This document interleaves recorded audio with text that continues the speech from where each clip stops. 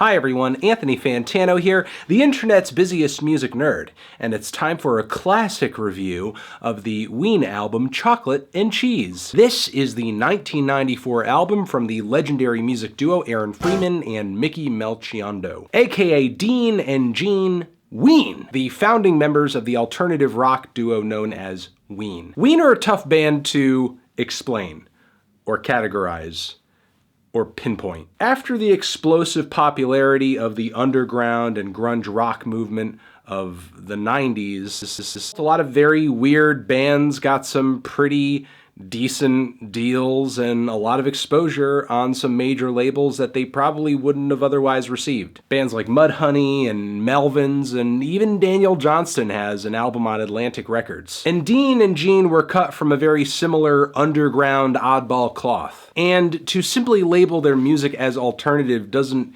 even present half of a full picture of what it is exactly that they do. And if these guys are known for doing anything, it's doing everything. Listening to a Ween album can kind of be like listening to a boundaryless compilation of lost musical gems from a variety of artists that nobody's ever heard of before. Across their discography, the duo has fiddled with everything from country music to progressive rock, funk to psychedelic pop, sea shanties, blues, waltzes, jittery punk rock, electronic music and Irish music, Latin music, and that's really just the tip of the iceberg. Because not only does embarking on these different musical styles mean different instrumental approaches, but also different singing styles, different recording styles. The discography of Ween, to say the least, is fantastically eclectic. And no matter what direction they head in, the technical ability, the execution, and the songwriting chops are always there. You can tell the boys took even some of the most ridiculous material in their discography pretty seriously, and that's the thing, with Ween, there's always usually at least a little bit of element of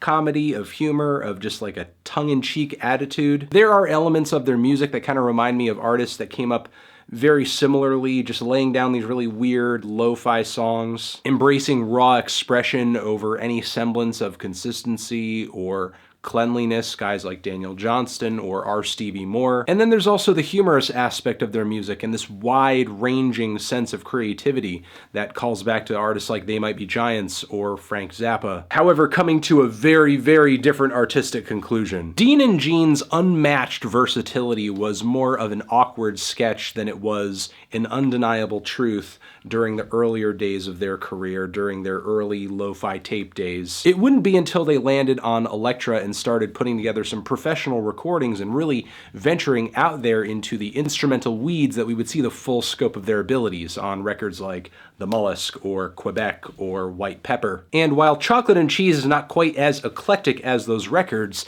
it is the duo's first professionally recorded album with producer Andrew Weiss. Dean and Gene, to my understanding, still pretty much played all the instruments on this thing. The drums are handled by a drum machine, except for the tracks on this record that featured Claude on drums, who is the band's drummer to this day. It's not very dense, it's not very lavish, in a lot of ways very skeletal. However, it's still a very good record and a fantastic picture of the duo's abilities at the time with what little they had to work with. Because even with some very simple bass guitar, drums, and vocals, they're able to pull off some incredibly left field and vibrant ideas, like the very charismatic and bluesy Take Me Away that kicks the entire record off, which sounds like a liquor-drenched live Doors performance, with the vocals occasionally taking a break from singing to say, "Hey, thank you, thank you, thank you, thank you" to the audience, as if this is like some kind of live recording. They even worked in like some fake audience sounds. There's some brittle rhythm guitar on here, some bongos.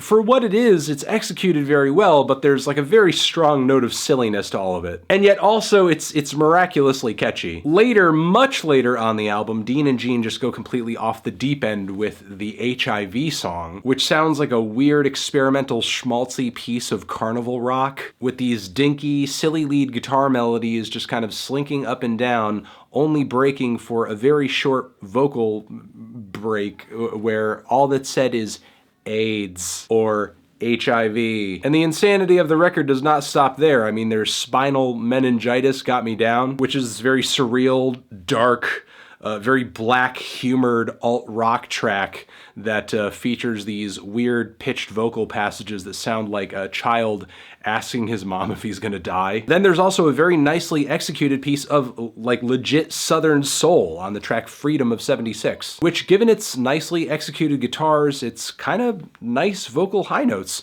You would never assume that this classy, sweet piece of soul music would exist on the same record as a lot of these other songs. And again, this track is just another testament to just how much the duo can do with so little. It doesn't really take a whole lot for Dean and Gene to get this beautiful song across. We get a very large change of pace on the song I Can't Put My Finger on It, which is a distorted and weirdly grooved bit of experimental rock that sounds like a leftover demo Wet Dream on Tom Waits' Bone Machine, released a few years earlier. Growled vocals and all. Drifter in the Dark is a very nice country ballad with these oddly deep and dark background vocals that are kind of unsettling but intriguing. And I also have to mention the hilariously dark Roses Are Free, whose subtly subversive and symbolic lyrics juxtapose very nicely against this cheery piece of funk rock coming out of the instrumental. It's pitched up, it's kind of got these chirpy, almost slightly chipmunky vocals, and as quirky and as weird as this song sounds, it's actually one of the catchiest and one of the best written on the entire album. Really one of the most singable tracks,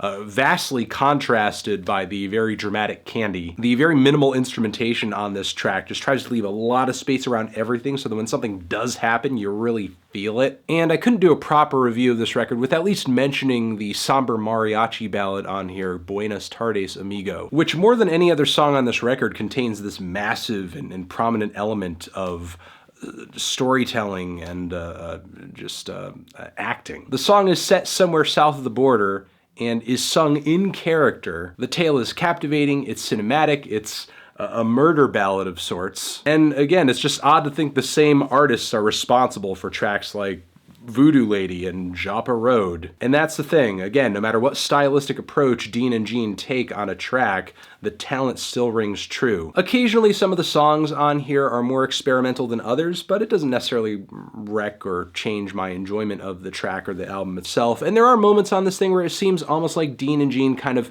drop the act and deliver a straightforward, stripped back, almost like authentic tune with no real sense of jokiness or hokiness, or, you know, we're putting on a bit of a veneer here to kind of give this a bit of taste or spice.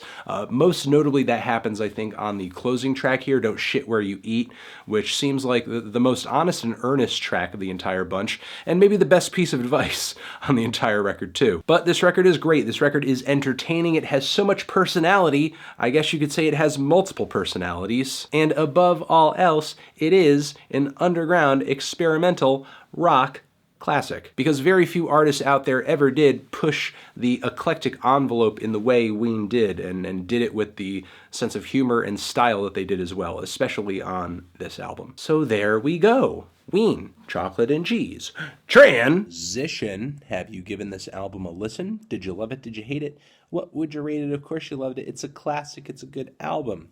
Okay, over here next to my head is another classic review you can check out. You can click on that or click on the link to subscribe to this channel. Do that if you haven't done already. And hit that bell too if you want. And yeah, that's it. Anthony Fantano, Ween, Chocolate and Cheese, forever.